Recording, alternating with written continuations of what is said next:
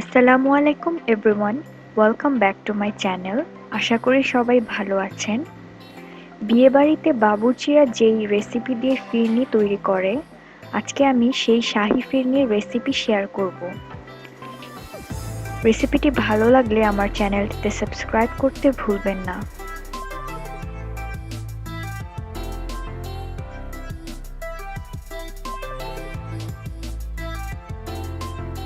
ফার্স্টে 1/4 কাপ পোলাওয়ের চাল আর 10-12টা কাজু বাদাম পানিতে ভিজিয়ে রাখবো আধা ঘন্টার জন্য।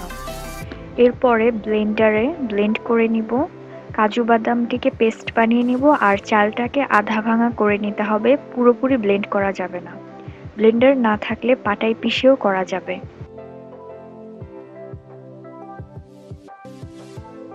একটি সসপ্যানে 1 লিটার দুধ নিয়ে নিচ্ছি।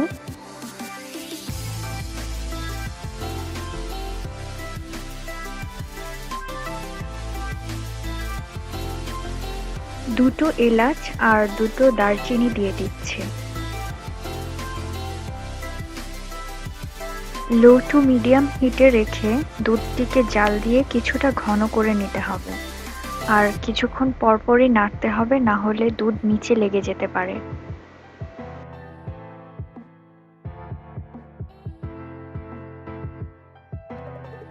সসপ্যানের সাইডে সর জমতে থাকলে স্পুন দিয়ে সেটা দুধের সাথে মিশিয়ে দিতে হবে।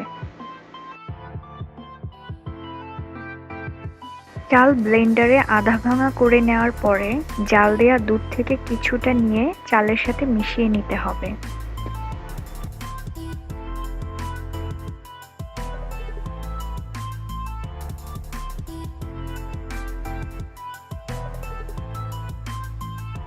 এরপরে চালটা সসপ্যানে অ্যাড করতে হবে। এটার রিজন হলো, যদি চালটা দুধের সাথে না মিশিয়েই দেওয়া হয় তাহলে লাম্পস ক্রিয়েট হওয়ার একটা পসিবিলিটি থাকে।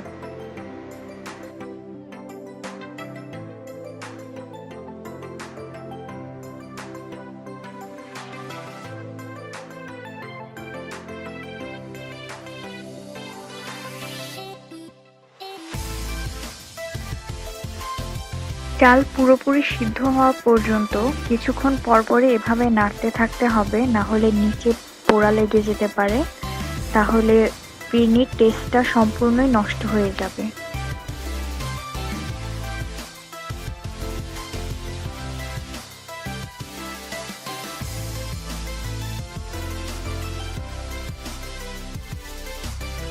চাল প্রায় সেদ্ধ হয়ে আসলে কাজু বাদামের পেস্টটা এখানে দিয়ে দিব। চালে যেরকম অল্প একটু দুধ মিশিয়ে তারপরে সসপ্যানে অ্যাড করেছি, ঠিক সেম ভাবেই এটা অ্যাড করতে হবে।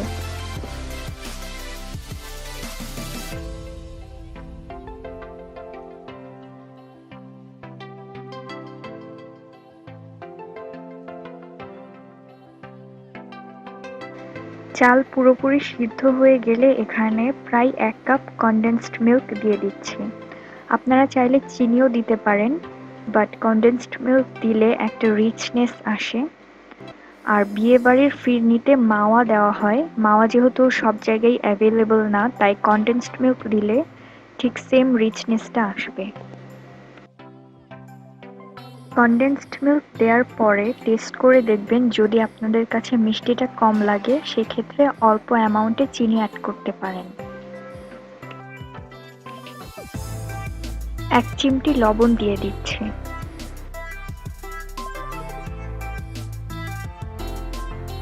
দিচ্ছি 1 টেবিল চামচ ঘি। খুব সুন্দর একটা স্মেল পাওয়া যাচ্ছে, যেটা আপনারা বানালেই বুঝতে পারবেন। ফিরনিটা প্রায় হয়ে এসেছে, এই পর্যায়ে চুলা অফ করে দিব।